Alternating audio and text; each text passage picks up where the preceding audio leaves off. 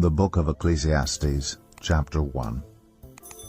The words of the teacher, son of David, king in Jerusalem. Meaningless, meaningless, says the teacher, utterly meaningless. Everything is meaningless. What do people gain from all their labors at which they toil under the sun? Generations come and generations go, but the earth remains forever. The sun rises and the sun sets and hurries back to where it rises. The wind blows to the south and turns to the north. Round and round it goes, ever returning on its course. All streams flow into the sea, yet the sea is never full. To the place the streams come from, there they return again.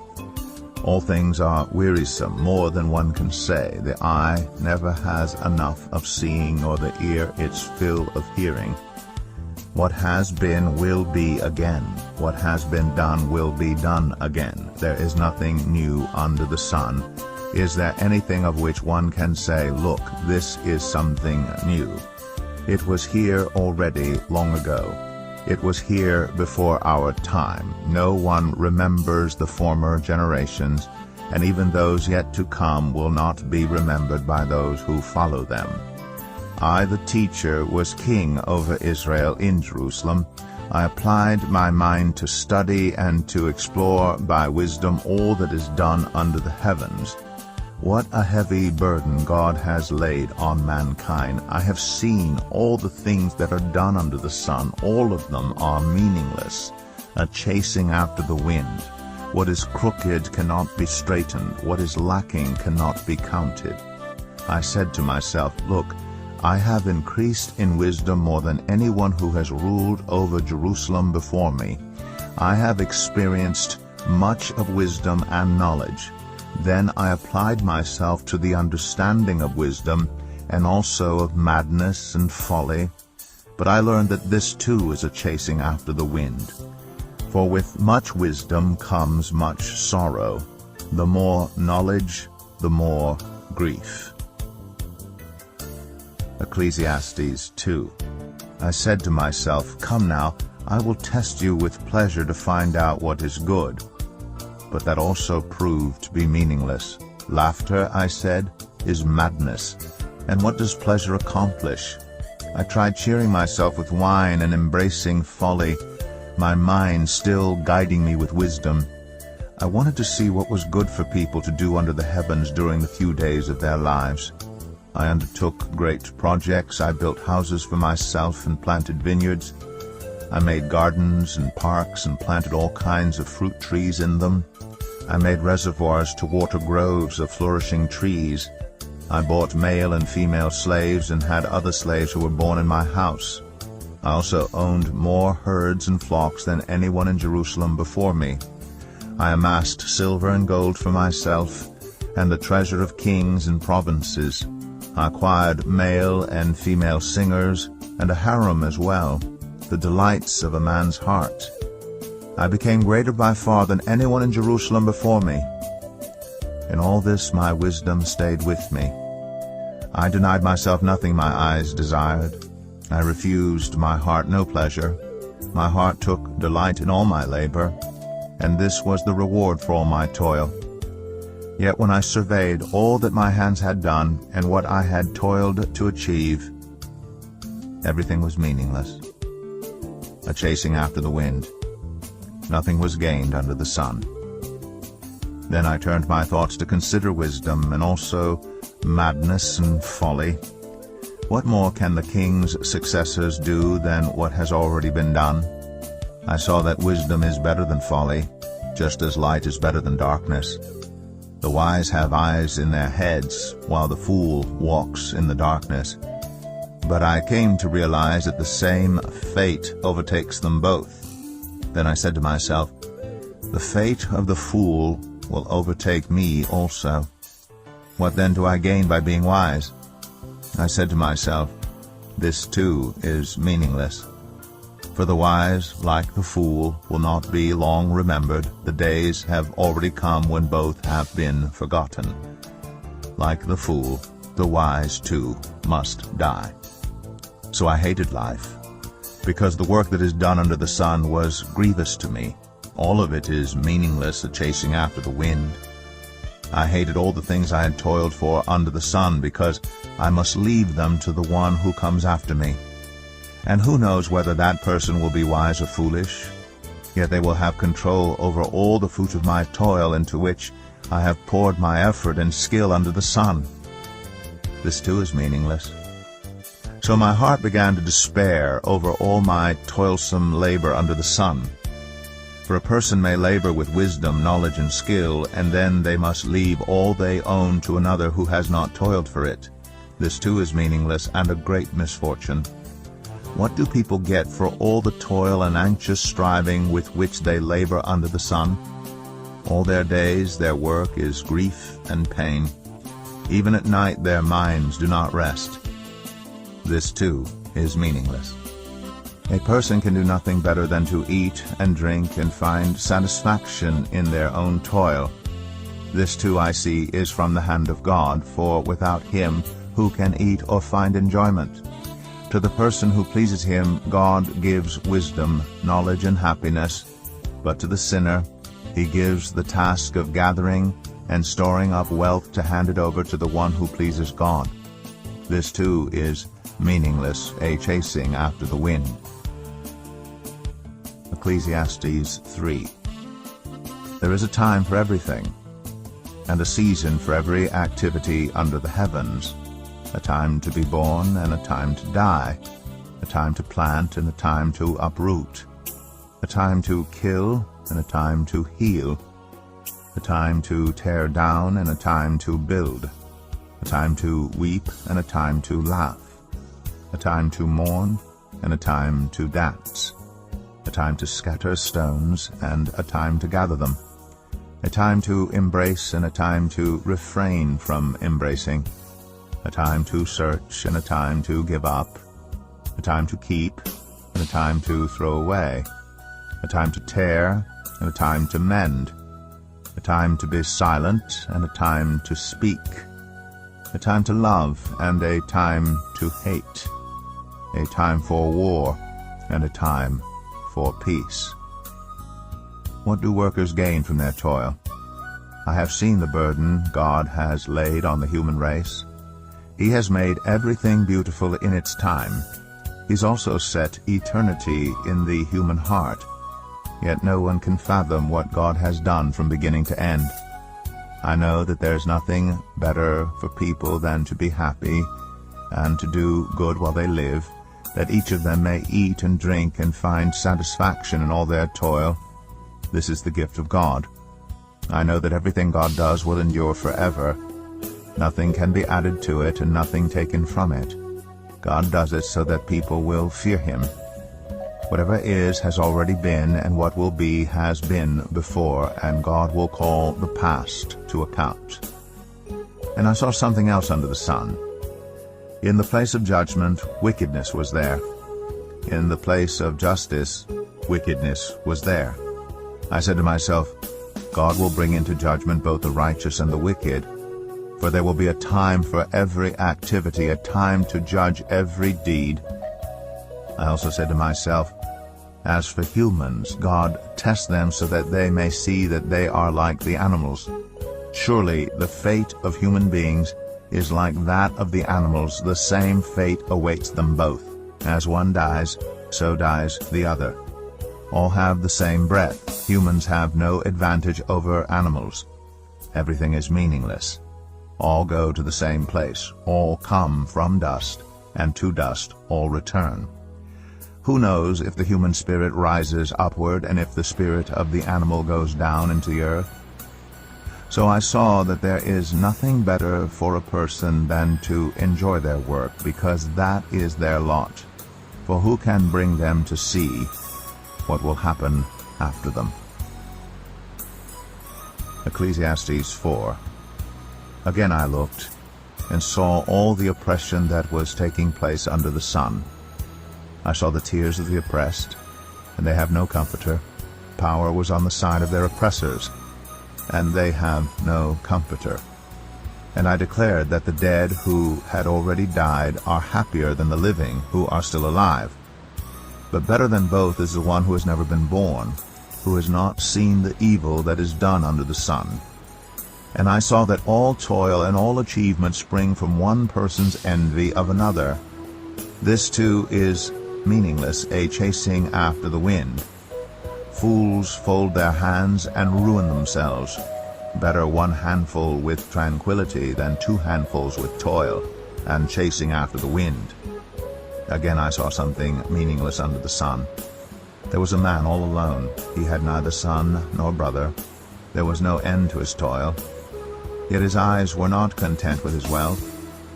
For whom am I toiling, he asked, and why am I depriving myself of enjoyment? This too is meaningless, a miserable business. Two are better than one because they have a good return for their labor. If either of them falls down, one can help the other up. But pity anyone who falls and has no one to help them up. Also, if two lie down together, they will keep warm.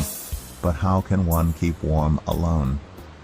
Though one may be overpowered, two can defend themselves. A cord of 3 strands is not quickly broken. Better a poor but wise youth than an old but foolish king who no longer knows how to heed a warning. The youth may have come from prison to the kingship, or he may have been born in poverty within his kingdom. I saw that all who lived and walked under the sun followed the youth, the king's successor. There was no end to all the people who were before them. But those who came later were not pleased with the successor. This too is meaningless, a chasing after the wind. Ecclesiastes 5. Guard your steps when you go to the house of God. Go near to listen rather than to offer the sacrifice of fools who do not know that they do wrong. Do not be quick with your mouth, do not be hasty in your heart to utter anything before God. God is in heaven and you are on earth, so let your words be few. A dream comes when there are many cares, and many words mark the speech of a fool. When you make a vow to God, do not delay to fulfill it. He has no pleasure in fools. Fulfill your vow. It is better not to make a vow than to make one and not fulfill it. Do not let your mouth lead you into sin, and do not protest to the temple messenger, "My vow was a mistake." Why should God be angry at what you say and destroy the work of your hands? Much dreaming and many words are meaningless. Therefore fear God. If you see the poor oppressed in a district, and justice and rights denied, do not be surprised at such things. For one official is eyed by a higher one, and over them both are others higher still. The increase from the land is taken by all. The king himself profits from the fields. Whoever loves money never has enough. Whoever loves wealth is never satisfied with their income. This too is meaningless. As goods increase, so do those who consume them. And what benefit are they to the owners except to feast their eyes on them? The sleep of a laborer is sweet, whether they eat little or much. But as for the rich, their abundance permits them no sleep. I have seen a grievous evil under the sun, wealth hoarded to the harm of its owners, or wealth lost through some misfortune, so that when they have children there's nothing left for them to inherit. Everyone comes naked from their mother's womb, and as everyone comes, so they depart. They take nothing from their toil that they can carry in their hands. This too is a grievous evil. As everyone comes, so they depart. And what do they gain, since they toil for the wind? All their days they eat in darkness, with great frustration, affliction, and anger. This is what I have observed to be good, that it is appropriate for a person to eat, to drink, and to find satisfaction in their toilsome labor under the sun during the few days of life God has given them, for this is their lot. Moreover, when God gives someone wealth and possessions, and the ability to enjoy them, to accept their lot, and to be happy in their toil, this is a gift of God. They seldom reflect on the days of their life, because God keeps them occupied with gladness of heart. Ecclesiastes 6. I have seen another evil under the sun, and it weighs heavily on mankind. God gives some people wealth, possessions, and honor, so that they lack nothing their hearts desire. But God does not grant them the ability to enjoy them, and strangers enjoy them instead. This is meaningless, a grievous evil. A man may have 100 children and live many years, yet no matter how long he lives, if he cannot enjoy his prosperity and does not receive proper burial, I say that a stillborn child is better off than he. It comes without meaning. It departs in darkness, and in darkness its name is shrouded. Though it never saw the sun or knew anything, it has more rest than does that man, even if he lives 1,000 years twice over, but fails to enjoy his prosperity.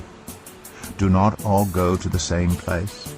Everyone's toil is for their mouth, yet their appetite is never satisfied. What advantage have the wise over fools? What do the poor gain by knowing how to conduct themselves before others? Better what the eye sees than the roving of the appetite? This too is meaningless, a chasing after the wind. Whatever exists has already been named, and what humanity is has been known. No one can contend with someone who's stronger. The more the words, the less the meaning. And how does that profit anyone? For who knows what is good for a person in life, during the few and meaningless days they pass through like a shadow? Who can tell them what will happen under the sun after they are gone? Ecclesiastes 7. A good name is better than fine perfume, and the day of death better than the day of birth. It is better to go to a house of mourning than to go to a house of feasting. For death is the destiny of everyone. The living should take this to heart. Frustration is better than laughter, because a sad face is good for the heart. The heart of the wise is in the house of mourning, but the heart of fools is in the house of pleasure. It is better to heed the rebuke of a wise person than to listen to the song of fools. Like the crackling of thorns under the pot, so is the laughter of fools. This too is meaningless. Extortion turns a wise person into a fool, and a bribe corrupts the heart. The end of a matter is better than its beginning, and patience is better than pride. Do not be quickly provoked in your spirit, for anger resides in the lap of fools. Do not say, "Why were the old days better than these?" For it is not wise to ask such questions. Wisdom, like an inheritance, is a good thing, and benefits those who see the sun. Wisdom is a shelter, as money is a shelter. But the advantage of knowledge is this: wisdom preserves those who have it. Consider what God has done. Who can straighten what he has made crooked? When times are good, be happy. But when times are bad, consider this: God has made the one as well as the other. Therefore no one can discover anything about their future. In this meaningless life of mine I have seen both of these: the righteous perishing in their righteousness, and the wicked living long in their wickedness. Do not be over-righteous, neither be over-wise. Why destroy yourself? Do not be over-wicked, and do not be a fool. Why die before your time? It is good to grasp the one and not let go of the other. Whoever fears God will avoid all extremes. Wisdom makes one wise person more powerful than 10 rulers in a city. Indeed, there is no one on earth who is righteous, no one who does what is right and never sins. Do not pay attention to every word people say, or you may hear your servant cursing you. For you know in your heart that many times you yourself have cursed others. All this I tested by wisdom, and I said, I am determined to be wise, but this was beyond me. Whatever exists is far off and most profound. Who can discover it? So I turned my mind to understand, to investigate, and to search out wisdom and the scheme of things, and to understand the stupidity of wickedness and the madness of folly. I find more bitter than death the woman who is a snare, whose heart is a trap, and whose hands are chains. The man who pleases God will escape her, but the sinner she will ensnare. Look, says the teacher, this is what I have discovered, adding one thing to another to discover the scheme of things, while I was still searching, but not finding. I found one upright man among 1,000. but not one upright woman among them all. This only have I found. God created mankind upright, but they have gone in search of many schemes. Ecclesiastes 8. Who is like the wise? Who knows the explanation of things? A person's wisdom brightens their face and changes its hard appearance. Obey the king's command, I say, because you took an oath before God. Do not be in a hurry to leave the king's presence. Do not stand up for a bad cause, for he will do whatever he pleases. Since a king's word is supreme, who can say to him, "What are you doing?" Whoever obeys his command will come to no harm, and the wise heart will know the proper time and procedure. For there is a proper time and procedure for every matter, though a person may be weighed down by misery. Since no one knows the future, who can tell someone else what is to come? As no one has power over the wind to contain it, so no one has power over the time of their death. As no one is discharged in time of war, so wickedness will not release those who practice it. All this I saw, as I applied my mind to everything done under the sun. There is a time when a man lords it over others to his own hurt. Then too I saw the wicked buried, those who used to come and go from the holy place and receive praise in the city where they did this. This too is meaningless. When the sentence for a crime is not quickly carried out, people's hearts are filled with schemes to do wrong. Although a wicked person who commits 100 crimes may live a long time, I know that it will go better for those who fear God, who are reverent before him. Yet because the wicked do not fear God, it will not go well with them, and their days will not lengthen like a shadow. There is something else meaningless that occurs on earth: the righteous who get what the wicked deserve, and the wicked who get what the righteous deserve. This too I say is meaningless. So I commend the enjoyment of life, because there's nothing better for a person under the sun than to eat and drink and be glad. Then joy will accompany them in their toil all the days of the life God has given them under the sun. When I applied my mind to know wisdom and to observe the labor that is done on earth, people getting no sleep day or night, then I saw all that God has done. No one can comprehend what goes on under the sun. Despite all their efforts to search it out, no one can discover its meaning. Even if the wise claim they know, they cannot really comprehend it. Ecclesiastes 9. So I reflected on all this and concluded that the righteous and the wise and what they do are in God's hands, but no one knows whether love or hate awaits them. All share a common destiny. The righteous and the wicked, the good and the bad, the clean and the unclean, those who offer sacrifices and those who do not. As it is with the good, so with the sinful. As it is with those who take oaths, so with those who are afraid to take them. This is the evil in everything that happens under the sun. The same destiny overtakes all. The hearts of people, moreover, are full of evil, and there is madness in their hearts while they live, and afterward they join the dead. Anyone who is among the living has hope. Even a live dog is better off than a dead lion. For the living know that they will die, but the dead know nothing. They have no further reward, and even their name is forgotten.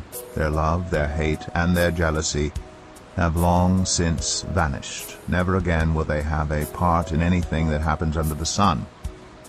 Go, eat your food with gladness, and drink your wine with a joyful heart. For God has already approved what you do. Always be clothed in white, and always anoint your head with oil. Enjoy life with your wife, whom you love, all the days of this meaningless life that God has given you under the sun, all your meaningless days. For this is your lot in life, and in your toilsome labor under the sun. Whatever your hand finds to do, do it with all your might, for in the realm of the dead where you are going, there is neither working nor planning, nor knowledge, nor wisdom. I have seen something else under the sun. The race is not to the swift, or the battle to the strong, nor does food come to the wise, or wealth to the brilliant, or favor to the learned. But time and chance happen to them all. Moreover, no one knows when their hour will come. As fish are caught in a cruel net, or birds are taken in a snare, so people are trapped by evil times that fall unexpectedly upon them. I also saw under the sun this example of wisdom that greatly impressed me. There was once a small city with only a few people in it, and a powerful king came against it, surrounded it, and built huge siege works against it. Now there lived in that city a man poor but wise, and he saved the city by his wisdom. But nobody remembered that poor man. So I said, wisdom is better than strength. But the poor man's wisdom is despised, and his words are no longer heeded. The quiet words of the wise are more to be heeded than the shouts of a ruler of fools. Wisdom is better than weapons of war, but one sinner destroys much good. Ecclesiastes 10. As dead flies give perfume a bad smell, so a little folly outweighs wisdom and honor. The heart of the wise inclines to the right, but the heart of the fool to the left. Even as fools walk along the road, they lack sense and show everyone how stupid they are. If a ruler's anger rises against you, do not leave your post. Calmness can lay great offenses to rest. There is an evil I have seen under the sun, the sort of error that arises from a ruler.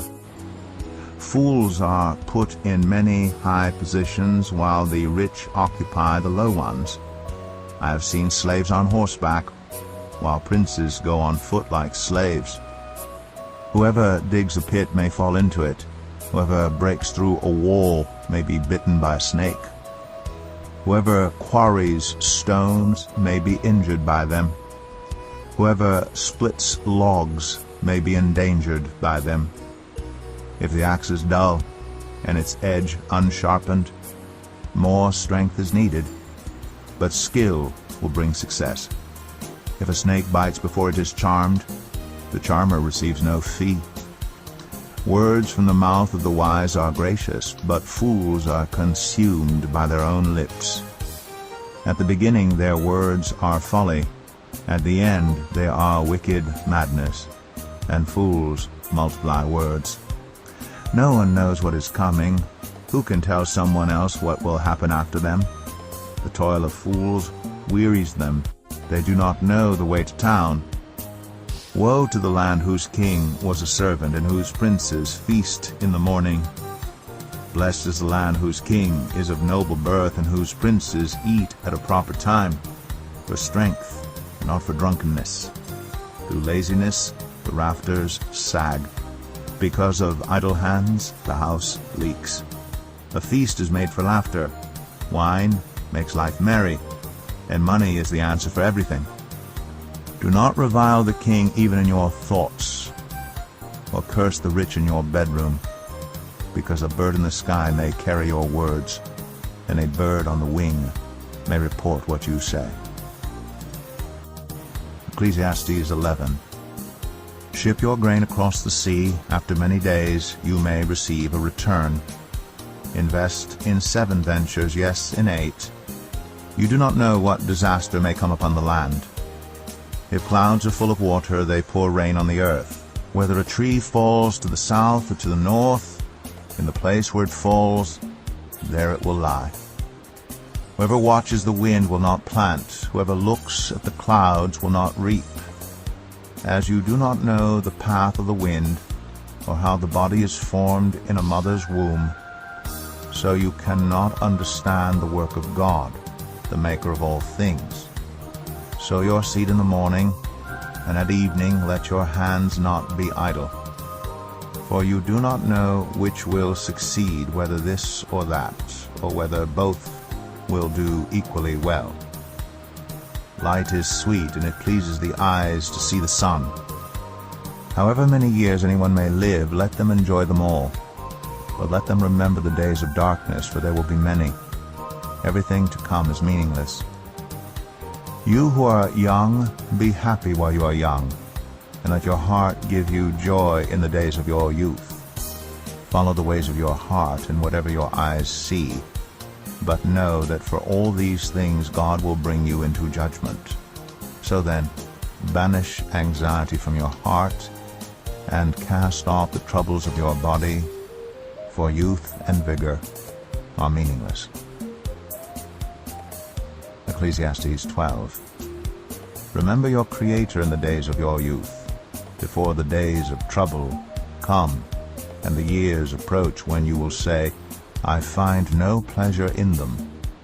Before the sun and the light and the moon and the stars grow dark, and the clouds return after the rain, when the keepers of the house tremble, and the strong men stoop, when the grinders cease because they are few, and those looking through the windows grow dim, when the doors to the street are closed, and the sound of grinding fades, when people rise up at the sound of birds, but all their songs grow faint, when people are afraid of heights and of dangers in the streets, when the almond tree blossoms and the grasshopper drags itself along, and desire no longer is stirred, then people go to their eternal home, and mourners go about the streets.